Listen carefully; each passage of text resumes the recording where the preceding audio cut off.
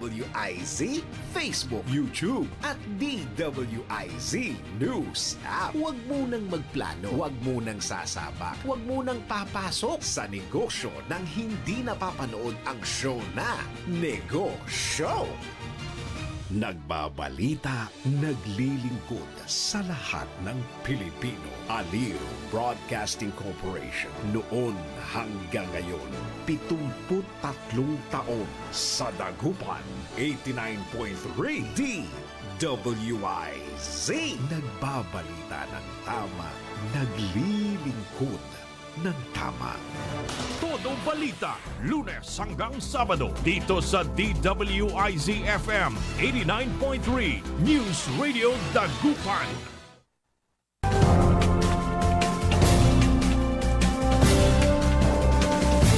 Good morning mga kaibigan. Naimbag na bigat kanyayo amin na po. Araw ng Lunes, unang araw ng buwan ng Disyembre, ngayon ay December 1. At oras na ng ating programang Todo Balita at Komentaryo sa DWIZ Dagupan. Muli tayo ay magkakasama-sama hanggang alas 6 ng umaga. Inyong maririnig mga balita, kaganapan sa lalawigan ng Pangasinan, sa ibang bahagi ng bansa at sa ibayong dagat. Ang inyong Katoda Balita, ako si Liway Manantan Iparagire.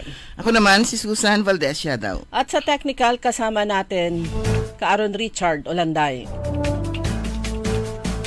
Sa ulo ng mga balita sa Balitang Nasyonal, Generals, mga flag officers tinabla destabilization laban kay Pangulong Marcos. Todo Balita. Trilyon peso march naging mapayapa sa maayos na koordinasyon ng PNP. Todo Balita. Sunog sumiklab sa building ng Senado. Todo Balita. 500 na budget ng DTI wala raw sa mundo. Todo Balita. 297 million pesos flood control project sa Bulacan nasita ng COA. Todo Balita. Balita sa ibayong dagat, Trump ipatitigil pagpasok ng mga migrante mula sa third country. Todo Balita. Sa balitang lokal sa bayan ng Bulinaw, patimpalak para sa Best Creative Recyclable Christmas Tree. Mga magtatagumpay may premyo. Todo Balita. House Bill 127 ni Congressman Arenas aprobado na sa committee level. Todo Balita. Sa balitang pampalakasan, Guam ginibas ng Gilas, Pilipinas sa kanilang larok na kamakailan. Todo Balita. At ngayon sa detalye ng ating mga balita.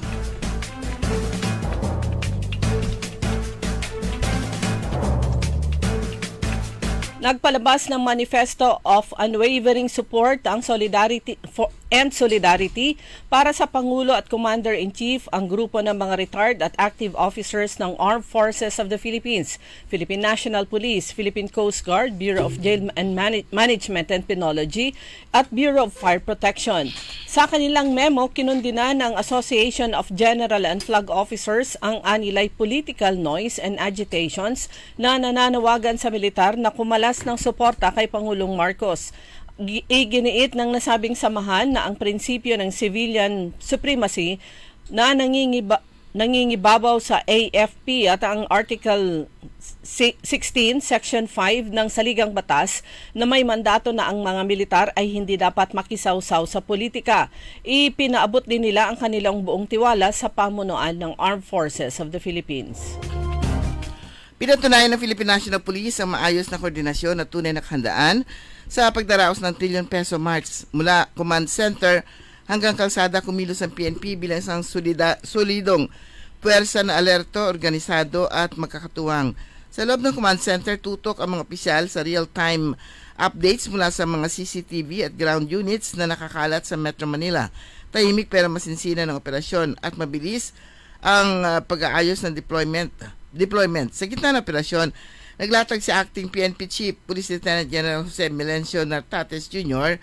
ng malinaw at matibay na direksyon. Ang kanyang kalmado pero matatag na pamumuno ang nagbigay hugis sa operasyon at makikita sa maayos na galaw ng bawat unit kung paano ang kanyang gabay at disiplina ay nagpapalakas sa PNP.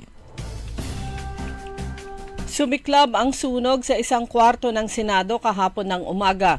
Ayon sa Bureau of Fire Protection, nagsimula ang sunog alas 6:30 ng umaga at umabot lamang sa ikalawang alarma.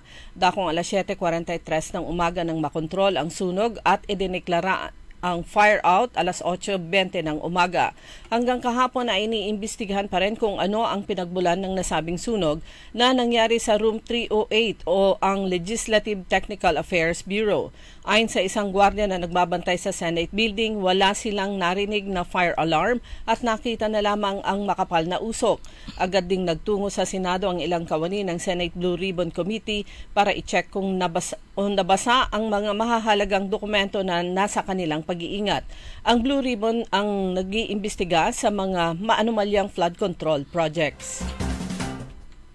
Sa kaugnay na balita, tiniyak ng Senate President Vicente Tito Soto III na walang nadamay na mahalagang dokumento kabilang ang mga usapin sa flood scam. Sa sunog na sumiklab sa ikatlong palabag na gusali ng Senado sa Jokno Building, Pasay City, kahapon ng umaga. Rest assured that all pertinent Senate documents, including those of the Blue Ribbon Committee, remain intact, safe and completely unaffected by the fire, ani Soto sa isang pahayag. Ano niya nakikipagtulungan ng Senado sa Bureau of Fire Protection at Senate Internal Security upang matiyak ang kaligtasan ng gusali at may iwasan ang pag-ulit ng insidente.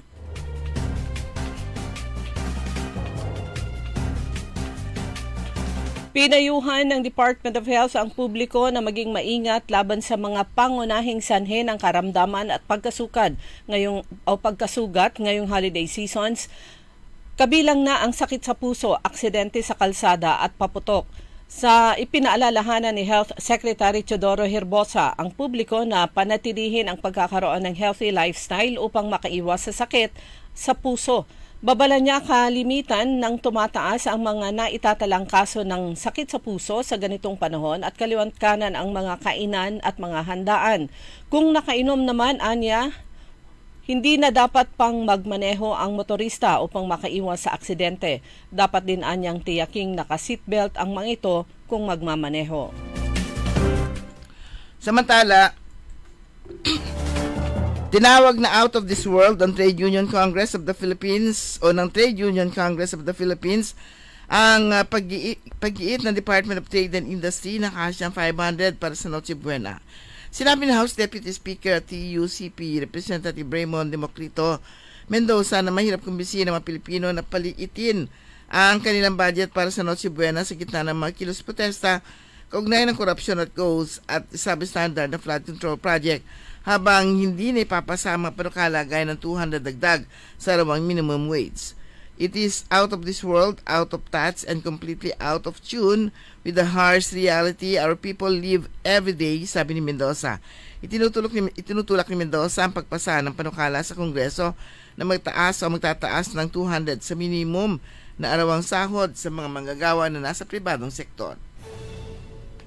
Good news naman ito sa mga nagmamay-ari ng mga e-bikes o mga e-trikes. Ipinagpaliban ng Land Transportation Office ang impounding ng e-bikes at e-trikes habang nagsasagawa muna sila ng malawakang information drive.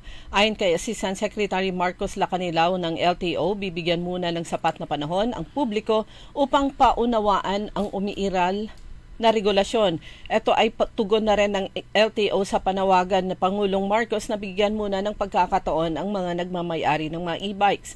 Paliwanag ng LTO, bawal lamang bumiyahe ang mga e-bikes o e-trikes sa national highways, ngunit pinapayagan sa ibang kalsada depende sa lokal na pamahalaan. Magsisimula ang aktual na impounding operations sa January 2, 2026 matapos ang information campaign.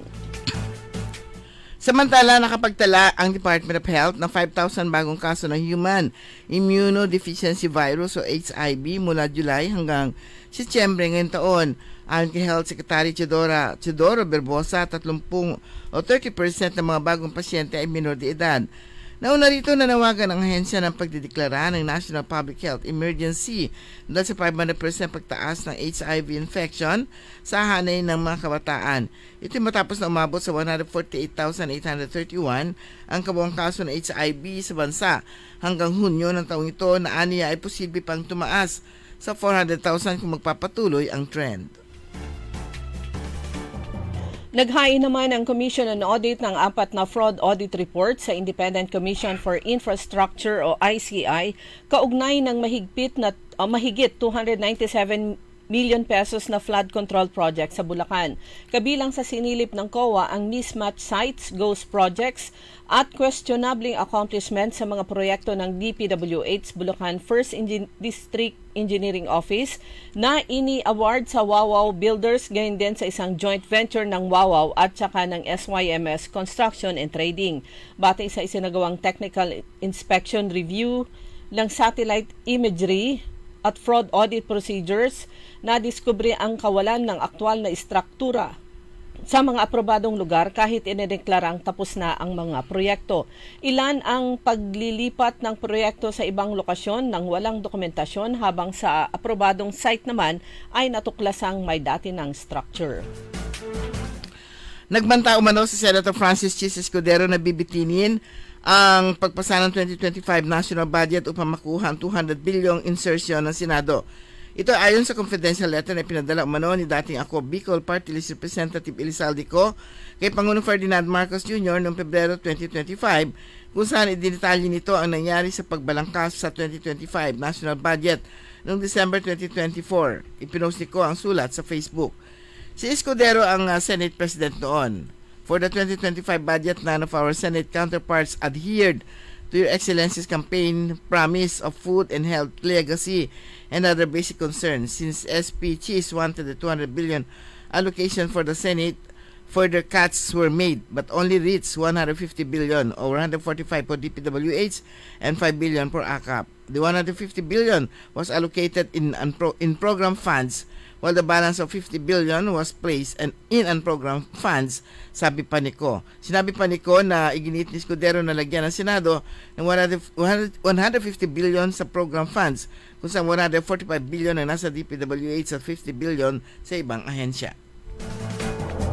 Nakatakdang idaos ng Bureau of Customs sa December 5 ang ikalawang auction sa 4 pang luxury vehicles na kinumpiska ng pamahalaan mula sa mag-asawang kontratista na sina Curly at Sara Diskaya na nasangkot sa maanumalyang flood control project sa bansa. Sa isang social media post, sinabi ng Bureau of Customs na ang public auction ay isasagawa sa pamamagitan ng sealed bidding dakong alas 10 ng umaga sa Bureau of Customs Main Office sa Port Area, Manila.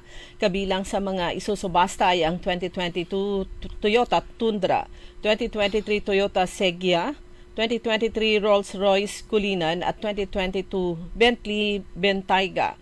Ang mga naturang high-end vehicles ay merong umanong pinagsamang halaga na 17.3 million pesos. Sa ating balita sa ibayong dagat, inanunsyo ni US President Donald Trump na permanently pause ang pagpasok ng mga migrante mula sa tinawag niyang third world countries kasunod ng insidenteng pamamaril ng isang Afghan national sa 2 miyembro ng National Guard malapit sa White House. Sa isang pahayag sa social media, sinabi ni Trump na rirepasuhin at posibleng baliktarin ang milyong-milyong immigration admission sa ilalim ni dating President Joe Biden. Tatapusin ang federal benefit para sa mga non-US citizen at i-deport ang madayuhang banta sa seguridad at hindi akma sa Western civilization. I will permanently pause migration from all third world countries to allow the US system to fully recover, ani Trump. Ani Trump, bahagi ito ng mas pinaigting na anti-migrant campaign ng kanyang ikalawang termino sa layong bawasan ang illegal at disruptive population. Dubaka naman tayo sa mga balitang lokal. Sa bayan ng Bulinaw, bukas sa araw ng Biyernes, December 5, gaganapin naman ang isa sa pinakaaantay ng mga barangay na aktibidad kaugnay sa Christmas celebration. Ito ay competition.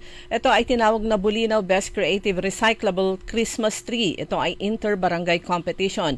Ang tema ay Paskong Ecological. Sa Paskong Bulinaw, kalinisan at komodidad ang bituin ng bayan. Gaganapin alas 4 ng hapon sa Biyernes sa El Pescador Baywalk sa Barangay Germinal, Bulinaw. Makikita ang mga pinakamaganda, pinaka-artistic at environmental passion ng mga Christmas trees. Samantala, ang competition Sa nasabing competition, bawat barangay ay pwedeng magsumite ng isang Christmas tree na gawa sa indigenous at mga recyclable materials. Ang design dapat nire-reflect nito ang creativity, resourcefulness at environmental advocacy. Naipasa na nitong November 2025 sa House Committee on Natural Resources ang House Bill 127 ang panukalang batas na iniakda ni 3rd District Representative Rachel Arenas na naglalayong i-reclassifika ang mga bull reservation sa Bayambang bilang alienable and disposable na lupa. Layunin nito may pamahagi ang lupain sa malihitimong matagal nang naninirahan at nagsasaka sa lugar.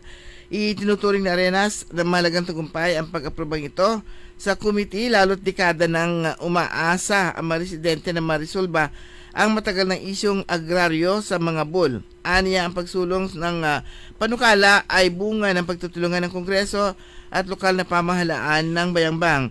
Sa ilalim ng House Bill 127, reklasipikahin ang higit 2,000 hektaryang lupain upang mabigyan ng legal na pagmimay-ari ang bona fide at long-term farmers na siyang aktual na nagbungklod o nagbungkal at nanirahan sa lugar sa mahigit 60 taon. Binibigyan din ni Arenas ang panukalang ito ay hakbang tungo sa pangmatagalang seguridad at kapayapaan para sa daang-daang pamilyang apektado ng sigalot sa lupa. Sa bayan naman ng Bayambang, ang lokal na pamahalaan sa pamamagitan ng Office of the Special Economic Enterprises ay magkakaloob ng special permit at maglalaan ng lugar para sa mga fruit vendors. Ito ay mula December 22 hanggang January 2, 2025. Ang itinalagang lokasyon ay ang parking area na dating kilala bilang Yellow Building. Ang paglalaan ng espasyong ito ay bahagi ng pagsisikap ng lokal na pamahalaan ng Bayambang na maisaayos ang operasyon ng mga nagtitinda ng prutas ngayong Kapaskuhan. Ang sistema ay pagtatalaga ng pwesto ay first come, first serve. Para sa mga katanungan naman, hinihikayat nila ang mga taga-Bayambang na nagnanais makakuha ng pwesto, maaari silang magtungo sa tanggapan at o kaya magmensahe naman sa Facebook page ng C Bayambang. Sa score na 76-74, tinalo ng Mangaldan basketball team ang koponan ng Bayan ng Malasiki sa Sinagawang Governor's Cup Basketball Tournament 2025 Eastern Conference na sinusulong ni Pangasinan Governor Ramon Monmongico III noong Sabado, November 29 sa Macario Ija Development Center o MYDC. Malugod naman ang lokal na pamahalaan ng Mangaldan sa pamumuno ni Mayor Bonafé de Vera na magsilbing host venue ng serye ng mga laro kung saan naunang nagkasagupaan ng mga pambatong basketballista mula sa mga bayan ng Manawag versus Bayambang at ang San Jacinto versus Calasiao. Mainit ang naging pagtanggap ng LGU Mangaldan sa prestigyosong liga na nakatuon sa pagpapalakas ng pagkakaisa at pagsulong ng sports development sa buong lalawigan. Balita naman mula sa Kapitolyo, nakiisa kahapon ang pamahalang panlalawigan ng Pangasinan sa pangunguna ni Governor Monmongico III sa paggunita ng ika-162 birth anniversary ng ama ng Rebolusyong Pilipino na si Gat Andres Bonifacio.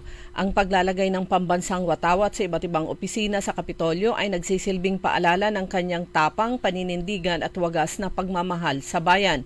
Samantala, nagbigay naman ng mensahe si 43 Congresswoman Manay Gina de Venecia na sa pagdiriwang ng bansa ng araw ni Bonifacio kahapon. Ayon sa kanya, sa araw na ito, kahapon, November 30, ating gunitain ang buhay at halimbawa ni Gat Andres Bonifacio. Siya ay isang bayani na hindi sumuko sa hamon ng kasaysayan. Inuna ang pagmamahal sa bayan bago ang sarili at maalab ang damdamin sa pagtaguyod ng malaya at makatarungang bansa, mga katangiang mahalaga sa matatag na republika. Dinaluhan na humigit kumulang 400 na mga kapatid nating Muslim mula sa buong unang distrito ng district-wide activity o Muslim activity, a celebration of faith and voice na ginanap sa Alaminos City Sports Complex kahapon. Bumpusong suporta, pagmamahal at pagkakaisa ang binigyan diin ng mahal na ama ng unang distrito na si Congressman Arthur Celeste na personal na dumalo sa naturang aktibidad. Samantala, pinabatid naman ni Muslim Association ng Palomino City President Abdul Samad Raja Sa kanyang pambungad na mensahe, ang kanyang taus-pusong pasasalamat kina Mayor Art Brian Celeste at Congressman Arthur Celeste sa patuloy na pagbibigay buhay at pagsuporta sa nasabing programa. Dumako naman tayo sa mga balitang pampalakasan. Target ng Gilas Pilipinas na maipagpatuloy ang matikas na simula nito sa muling pakikipagtuos sa Guam sa first window ng 2027 FIBA World Cup Asian Qualifiers ngayong araw sa Blue Eagle Gym sa Ateneo de Manila University sa Quezon City. Nakatakda ang salpukan alas 7:30 ng gabi kung saan pakay ng Pinoy Cagers na walisin ang dalawang asignatura nito kontra sa Guam. Samantala, sasalang ang mag-amang Richard at Juliana Gomez sa parating na 33rd Southeast Asian Games sa Thailand gaganapin ngayong buwan. Kasama si Gomez ang Leyte 43 Congressman sa Philippine Compact at Sporting Clays Team na kinabibilangan naman ni na veteran skeet shooter Jake Ancheta, pistol expert Jed Revilla at Carlo Baltonado. Ang actor-politician, ang Pangulo ng Shooting Sporting Clay Association at sinasanay ng ilang foreign coaches kasama sina Ancheta, Revilla at Baltonado. Sumanya kabuuan ng ating newscast sa ating Todo Balita at Komentaryo. Ano pa mga tagapagbalita? Ako po si Susan Valdez Yadaw. Ako naman si Liway Manantan, Iparagire. Ang oras natin alas 5:24 ng umaga. Ang balitang ito ay inihatid sa inyo ng Bingo Plus. Download Bingo Plus app now on Google Play and Apple App Store. Visit bingoplus.com to learn more. With Bingo Plus, bingo sa saya, plus sa panalo. Gaming is for 21 years old and above only. Game responsibly, keep it fun. Magandang araw po sa ating lahat, sa ating mga bisita. Inaanyayahan ko po kayo sa aming lungsod ng Alaminos para po mabisita at ma-experience ang ating mas pinagandang 100 Islands. Marami na pong pagbabago sa ating mga isla at sana makita namin kayo dito sa aming lungsod para po makapag-swimming, makapag-enjoy kasama ang inyong barkada at ang inyong pamilya. Tara na! Dito sa Alaminos City para sa ating 100 Islands. Ang patuloy na pagpapaganda sa 100 Islands National Park at lungsod ng Alaminos ay pinangungunahan ni Mayor Art Brian Celeste. High blood, salot, milyong-milyong katao na ang namamatay sanhi nito. Kaibigan, baka ikaw na ang susunod. Ni Mrs. Flor de Lisa Barbosa, ti Rosario, Santiago City. Agtawenak ti 63. Manungatawan nga aglutluto ako, tada karindiryak. Mariknak agpipikal. Ti imimak iso nga nangagak ti radyo, dato'y agas nga pao di arko. Pinadas ko. Mayat mo ti epekto na. Duti food supplement nga napadpadasa ko. Awan ti epekto na. Dato'y pao di arko, idi nagtumarak, manungal daw lang, han nga agpipikal ti imakon. Awisen kay nga mangpadas, tapnod maikatmat, dagita rik-rik na inyo, saksakitin nyo. Kaya kaibigan, buhay mo'y ingatan. Mag-Aldrich Pau di Arco Herbal Capsule na para kalusugan mo ay garantisado. Hoy mga suki, hanap nyo ba ay mga murang bilihin, malinis at sariwang pagkain sa pang-araw-araw at handaan tuwing may okasyon? May suggestion kami sa iyo. Tayo na sa Macador Market na kung saan inyong mabibili ang mga mura, sariwa, malinis at ligtas na bilihin tulad ng karne ng baboy at baka, manok, isda, gulay at iba-ibang sangkap sa pagkain. Matatagpuan din sa Macador Market ang dry goods, groceries, eateries at fruit section. Kaya ano pang hinihintay nyo? Gawing bongga ang handa mo everyday with Macador Market. Macador Market is open from 4 a.m. to 8 p.m. Visit us at Macador Market, Galvan Street at Zamora Street sa downtown Dagupan City. DWIZ Liway Manantan at Susan Yadaw sa Todo Balita.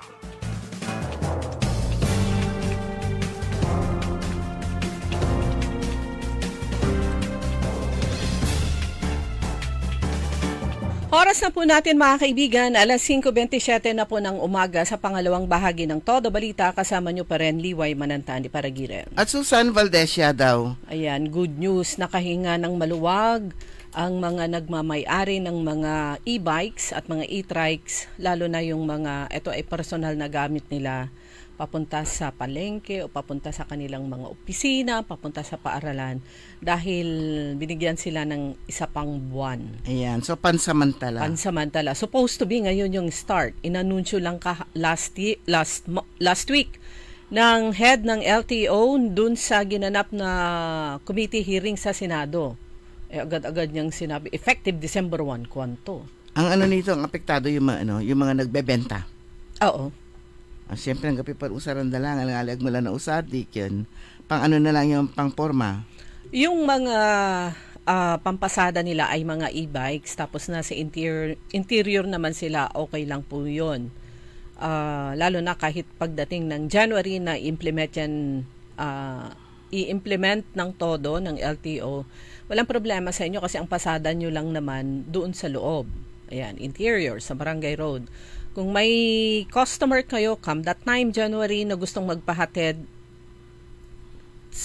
at dadaan kayo sa highway, huwag nyo nang turn down nyo na. Hanggang dito lang talaga kami sa kanto. Ganon. Pero ang iniisip ko talaga, yung sa Rosales. Kasi di ba meron silang mga padjak, traditional padjak na maliit lang siya.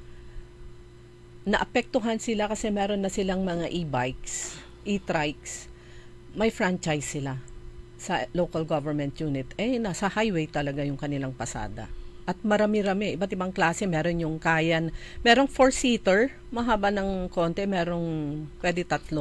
So yun, talaga maapektuhan sila. Amyandahan na lang nila yung kanilang talagang pang na lang sila, pang insider. O pang barangay na lang. Oo, kasi siyempre masusunod dyan ang LTO dahil yun ay pambansang lansangan. At yung ang dyan, kung gusto nyong magpasada, dumaan sa highway, dapat may nakarehistro sa LTO yung inyong sasakyan dahil considered po rin, motor vehicle.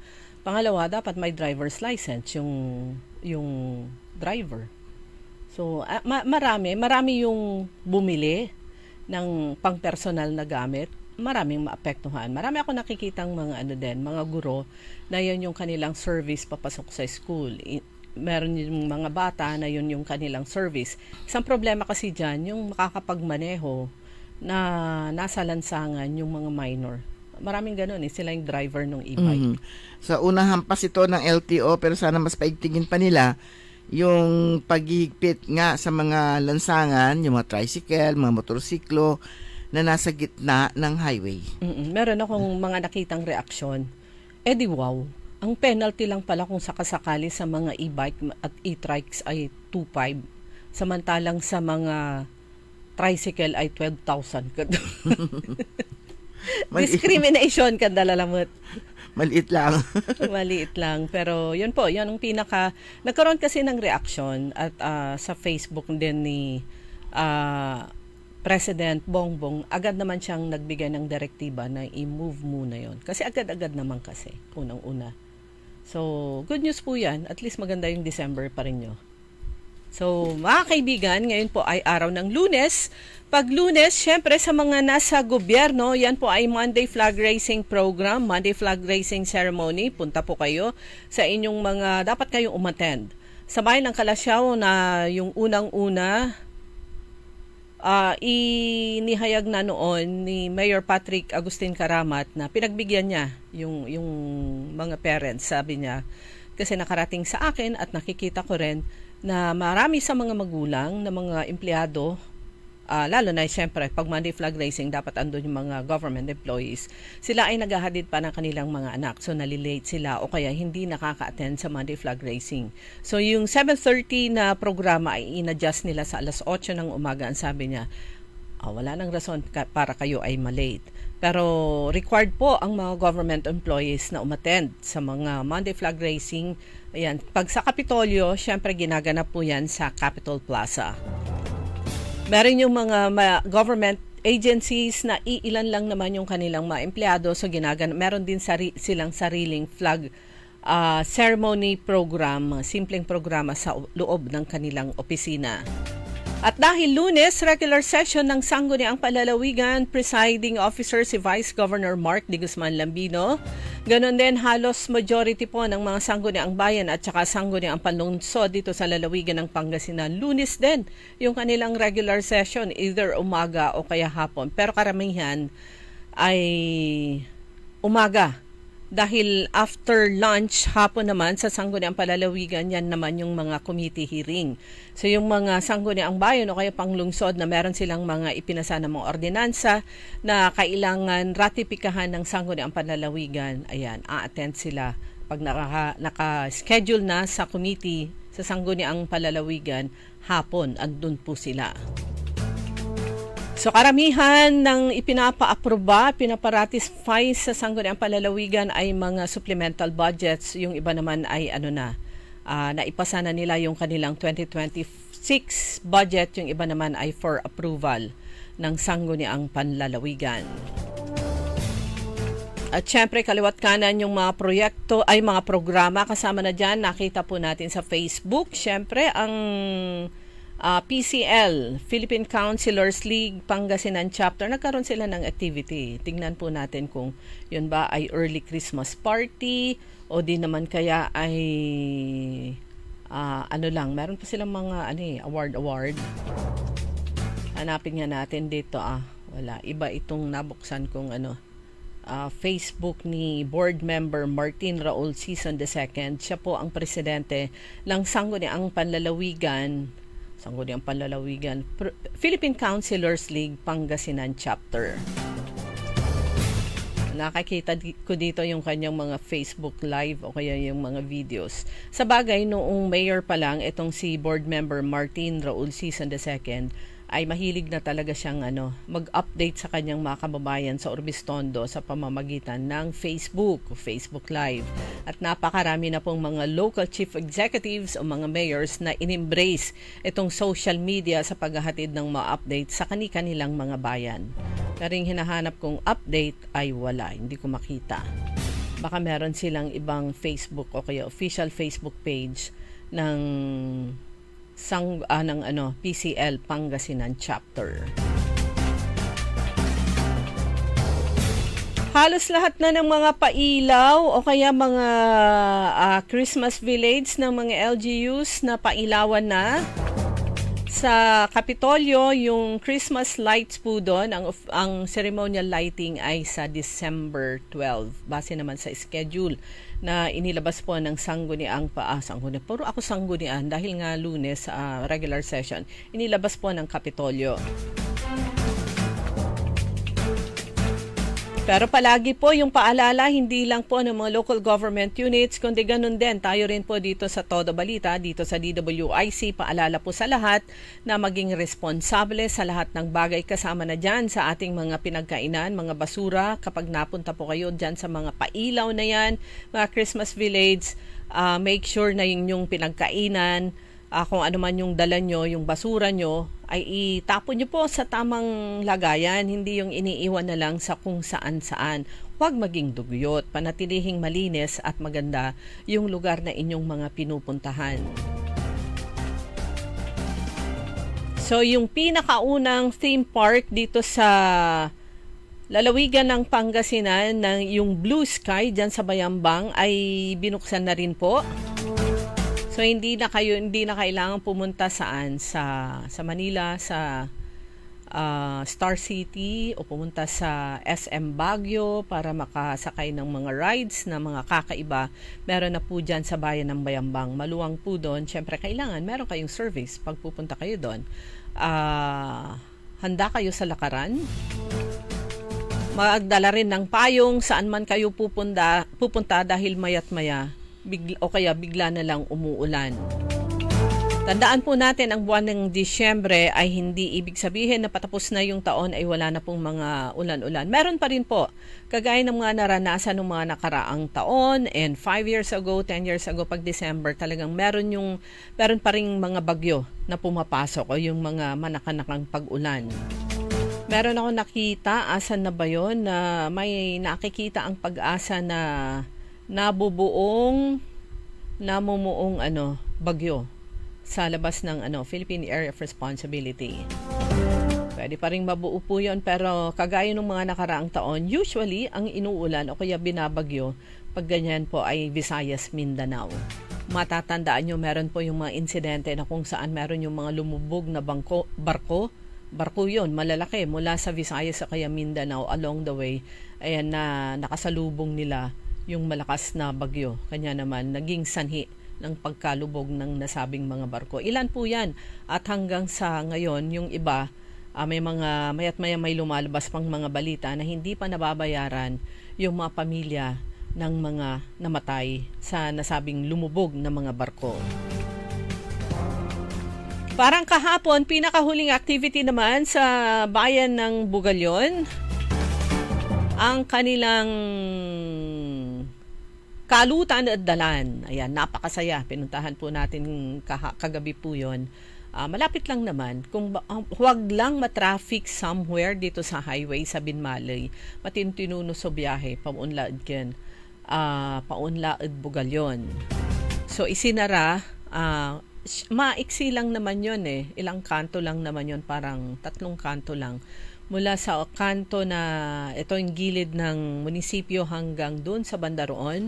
Pero ang maganda dyan sa bayan ng Bugalyon kasi marami silang mga side streets o mga barangay roads na pwedeng dumaan, dun dumaan yung mga sasakyan.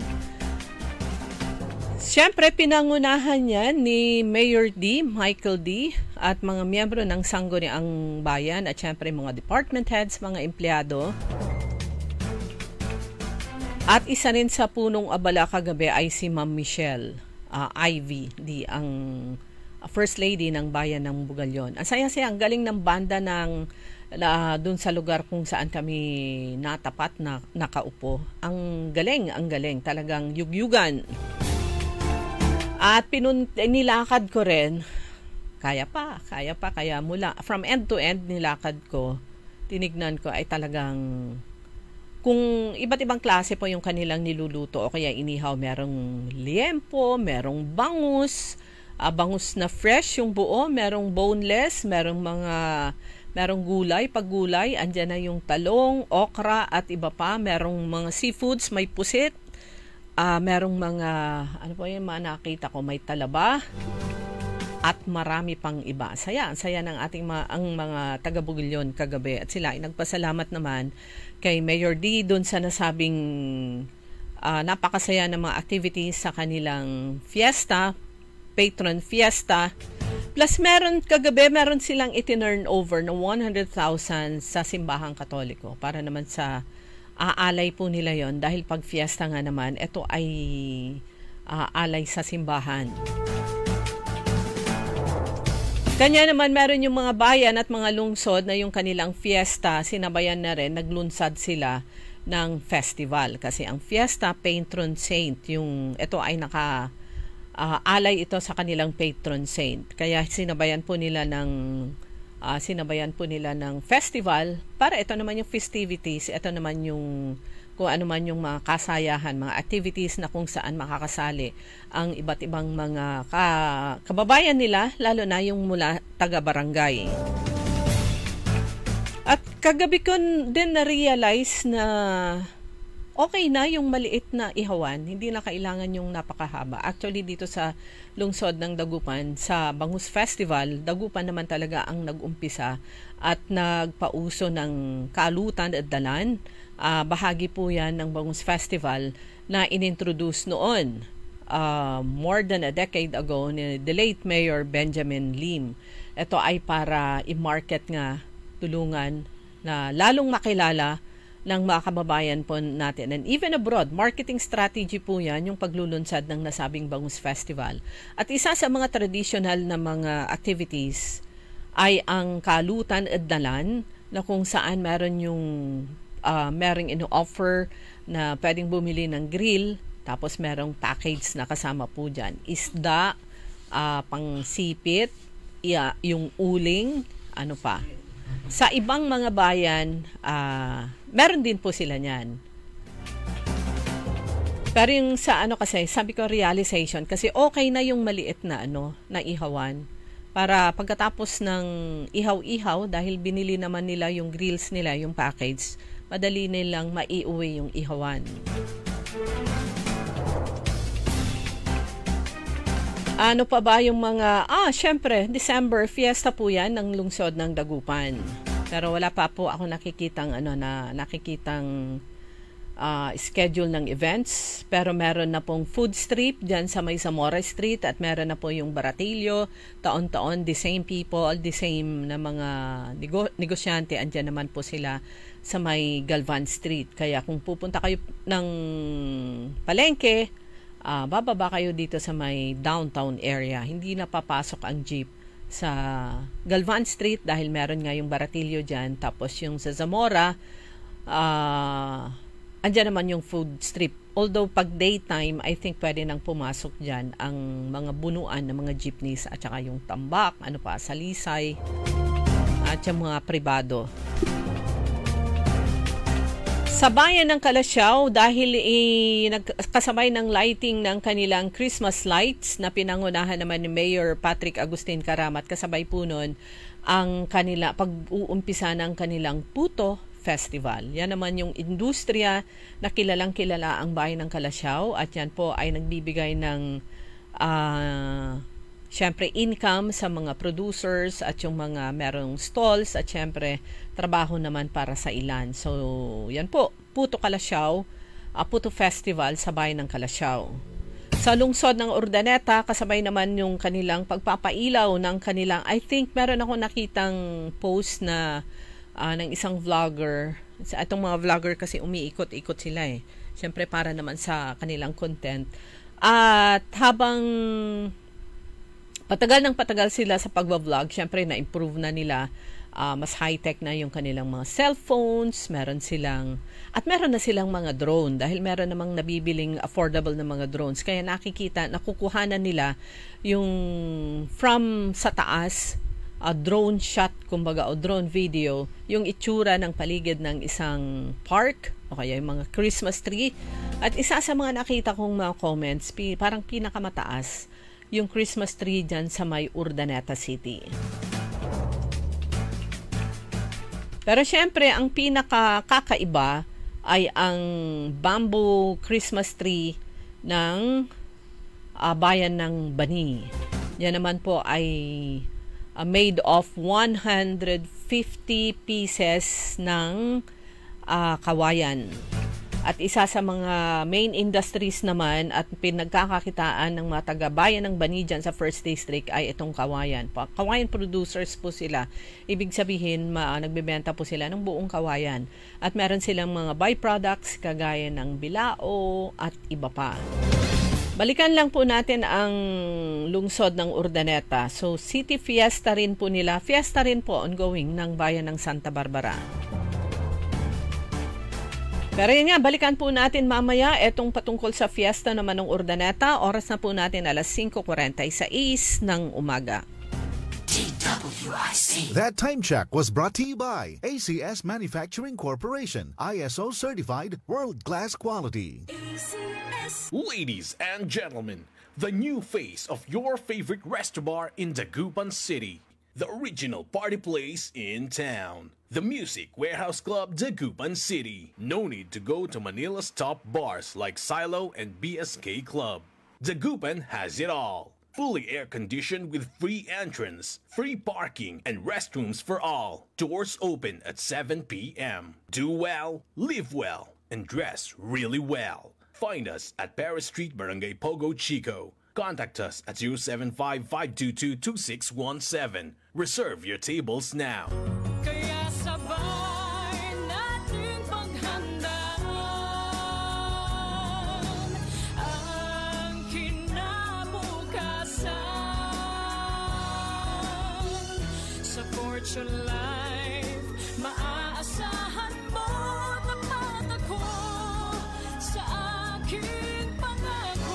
Para sa compulsory insurance coverage for agency-hired migrant workers, Fortune Life Insurance, securing your tomorrow today. Uy Suki! Mananap kayo na mamuran sa saliwan? Malinis tan sariwan panangan para at agaw-agaw yapon siya no walay okasyon? Walay suggestion meet si kayo. Galila at Macador Market. Yadiman, makasaliw na mamura. Sariwa, tan malinis, yasasaliwan niya karne na baboy tan baka. Manok, sira, pising tan nanduruman Ricardo para ed panangan. Narumog yung mat at Macador Market so saliwan na dry goods, groceries, panangan, tan wala mat so lakuan na prutas. Anthony Seren so alagaran nyo. Gawa yung nanduruma so ponsayo agaw-agaw at Macador Market. Lukas agaw-agaw so Macador Market. Manlapot alas 4 at palbangon. Anggad alas 8 yalabi. Bisita kila at Macador Market. Galvan tan Zamora Street. Jad downtown at syudad na Dagupan.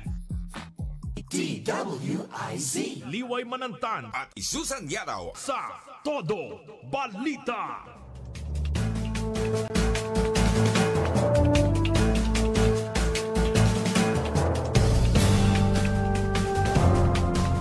Okay, oras na po natin mga kaibigan, alas 5:48 ng umaga, iba pala yung nabuksan ko dyan sa may ito, City Fiesta. December 1, meron silang, expect ano po yan ha, magkakaroon ng mas matinding traffic. So, itong schedule po nila, Urdaneta City Fiesta, aliwanin siya. Pasensya na, 2024 kanto dyan.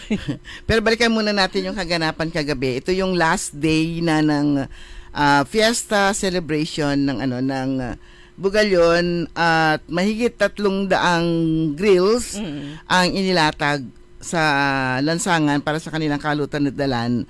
So, expected natin more than 3,000 yung nakilahok doon sa 3,000 katao ang nakisayaw, nakirakrakan, nakiusukan. Oo, talagang sabi nga nung MC kagabi, iisa na ang yung lead singer ng banda, iisa na ang amoy natin. Amoy usok. Pero yung amoy usok na ang sarap dahil amoy ulam.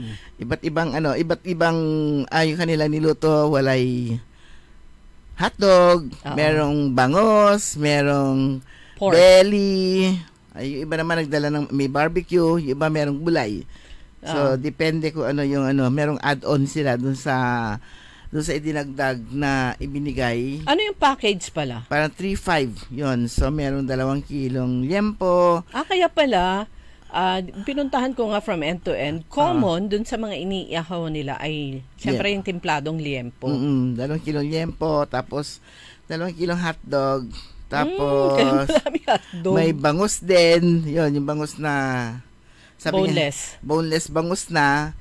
At yun, may soft drinks at iba't iba pa. So, kumbaga sa sabi nga yung narinig nga natin, hindi pala narinig. Kinukwento niya as in break even. So, ito lang daw yung activity ng Bugalyon na kumbaga sa yung may kita, may bayad, parang ganon. Pero, break even. So parang ibinigay nila lahat para para sumaya yung kanilang mga kababayan. Pero siguro doon na rin nila nakuha yung yung kita, doon sa kita na yon, yung itinurn over nila sa simbahan. Ayan, 100,000 po yun, tinurn over nila kay Father. Ayan, dahil nga naman ang kapistahan nga naman ay celebration ng patron ng bawat lugar. So sa kanila dinig ko si San Andres, yung kanilang patron diyan sa bayan ng Bugalyon. So thank you very much kay Mayora, yun, Ate Michelle Ivy D na nagbigay ng paanyaya sa atin. So nakasama tayo dun sa friends and families na grupo. Natikman din po natin yung package na yon. Ayan, liempo, bangus, sabi ko, common. And wala sa isip ko kasi kung ano yung laman ng package. So, pero pinaka-common nga, si liempo. Liempo, chicken, doon sa mga iniihaw nila. Chicken. Tinitingnan ko galing sa Ziploc eh. Ayan, liempo, chicken, barbecue, hotdog. Yung iba meron silang mga dalang seafoods. Bukod doon sa buo na bangus, meron silang talaba at iba pa. Pero ang lahat sila ay may dalang napakatamis ng ngiti. Yan, enjoy sila. Hindi lang sa pagkain, hindi lang sa salo-salo, kundi ganun din sa musika.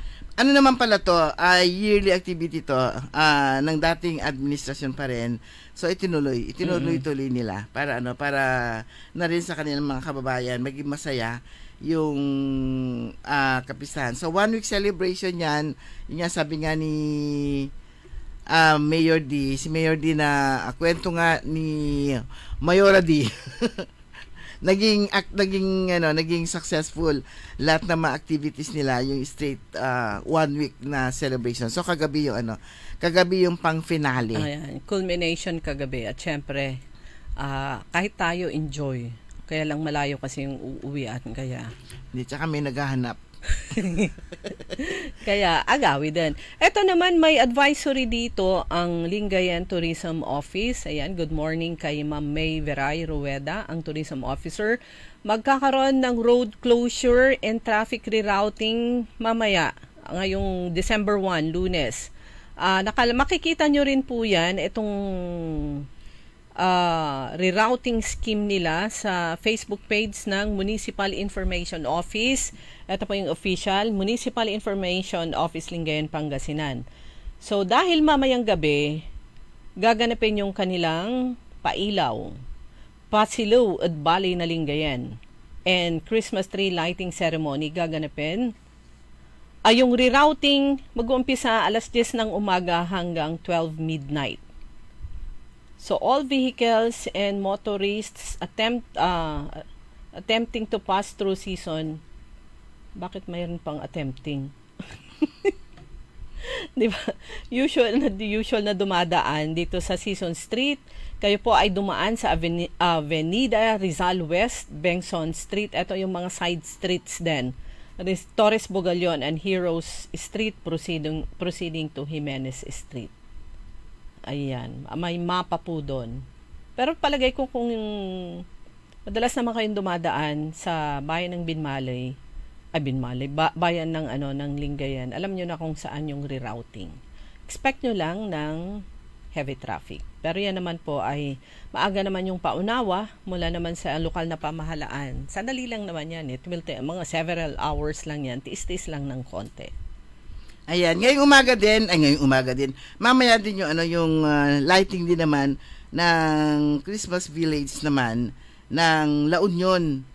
So, gaganapin yun naman San Fernando La Union sa Francisco Ortega Convention Center. Ayan. Yung pailaw nila sa Lingayen mamaya alas 6.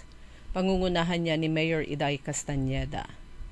Kasama ang espesyal na pagtatanghal ng Coffee Charm at Beach Buddies Band. So, merong banda.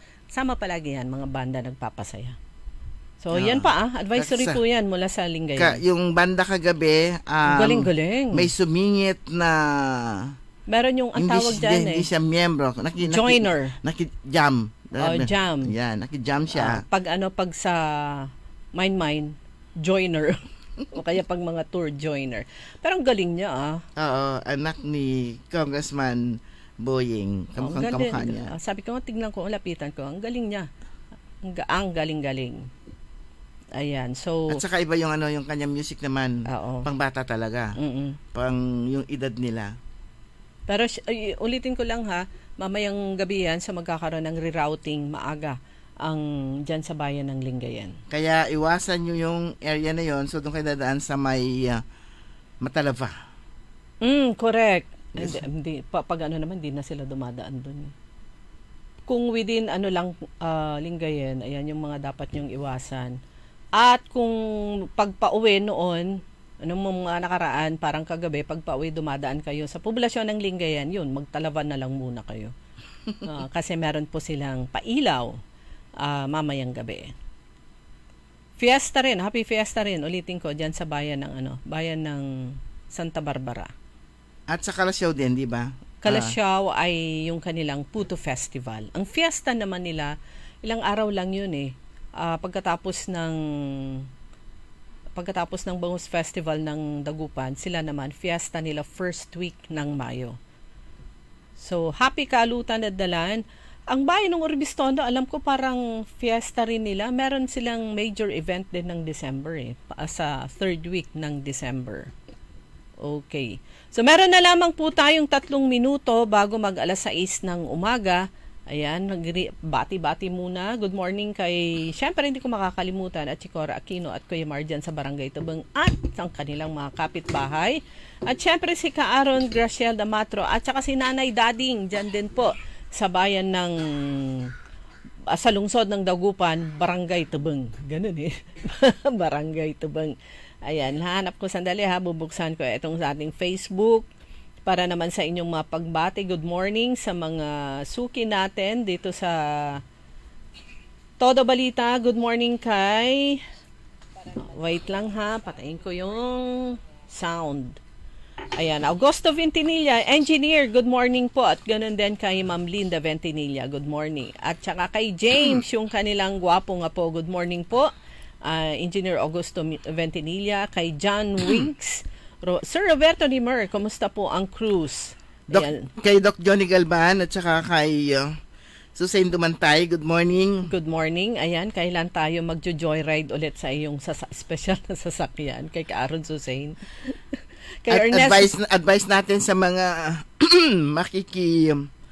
makiki-party, bawas-bawasan ng pagkain ng sobrang taba-taba. Akala ko make sure para hindi kayo agaan sakit sa ulo yo. Make sure may dala na kayong ready na Ziploc. Ayan. Plastic. Para hindi nyo kinukulit ang waiter o kaya hindi kayo nag-aaburido, ready na kayo. Kasi kung kadalasan naman pag may mga party, talagang meron yung mga pwede mong ilagay sa soup. Huwag kang kukuha dun sa kabilang table. Table mo lang. Meron yung tinatawag natin Sharon moments. Yeah. Ayan. Paghandaan, pag malapit na ang December, hindi lang po ang pinakasikat dati si Jose Marichan, pero nag-uumpisa ng September. Pero year round pinakasikat si Sharon. Yes, oo. Balutin mo ako. Kuyang Carlito Bandong, good morning. Rafael Acosta Mangaliag Jr. at saka si Glory Sanchez Maramba, good morning. Kuya Benjitan, yan, Merry Christmas. Kay Ate Mel, good morning. At saka kay Khalil. At syempre kay Marie at Nino, pupunta tayo sa Lingayen mamaya. Good morning po sa inyo. Si Madam Roske, how are you? Yan, umattend ng nasa Malaysia. Sa mga kaibigan, wala na po tayong sapat na oras. Ang tabayanan po ninyo susunod agad early in the morning. Makasama po ninyo si Karen Oli Navarro. Si Mama Taen Tropa, good morning. Mama Taen Tropa, hindi si Bian. Kuya Polly, good morning. Nakasama natin sa technical side si Richard Ulanday. Ako po si Liway Manantan Iparagire. Ako naman si Susan Valdez Siadaw. Magandang maga po sa inyo lahat. Sumain nyo ang Todo Balita, Lunes hanggang Sabado, dito sa DWIZ-FM 89.3 News Radio Dagupan. Nagbabalita,